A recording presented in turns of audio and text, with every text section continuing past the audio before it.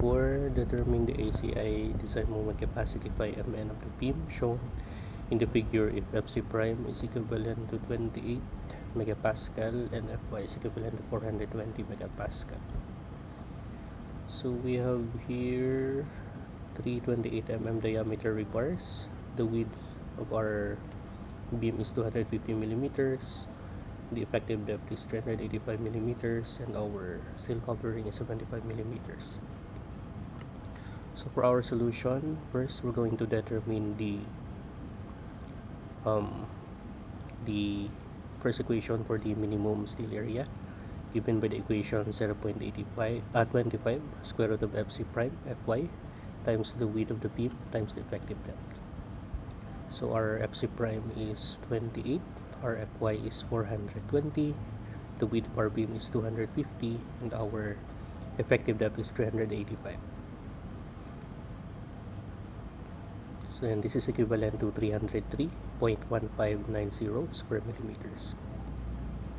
The second equation for our minimum steel area is equivalent to 1.4 all over Fy times the width of the beam times the effective depth. Our Fy is 420, the width of our beam is 250, and our effective depth is 385. And this is now equivalent to 320.8333 square millimeters. So the maximum between the first minimum steel area and the second steel area is 320.833, and our provided steel area is equivalent to 3 times pi times the diameter of our rebar, 28 squared all over 4. We have 1847.2565 square millimeters. Since our provided steel area is greater than the minimum steel area, meaning our provided steel area is adequate. After that, we're going to assume that the tension steel yields are Fs equivalent to Fy, and the equation for the depth of our compression block is equivalent to As times Fy all over 0.85 Fc prime times Rp. So our provided steel area is 1847. Our yield stress is 420. Our Fc prime is 28, and our width of the beam is 250. So the depth of our compression block is 130.3946 millimeters. After that, we're going to determine our beta factor. Since our Fc prime is equivalent to 28 megapascal, therefore our beta is equivalent to 0.85.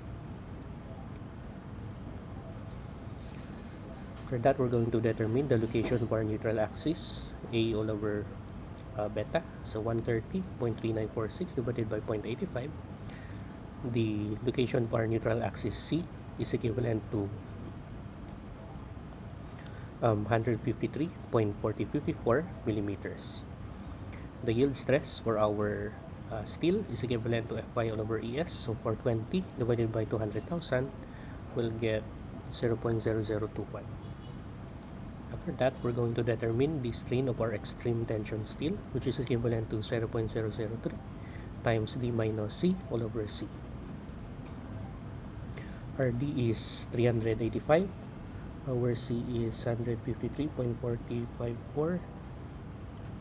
So therefore, the strain of our extreme tension steel is equivalent to 0.004529. Since our strain of our extreme tension steel is greater than our yield strain, therefore tension steel yields. Our assumption is correct. And since our strain of our tension steel is greater than our yield strain but less than 0.005, therefore this is transition control. And since our strain of our tension steel is greater than 0.004, meaning our beam is ductile.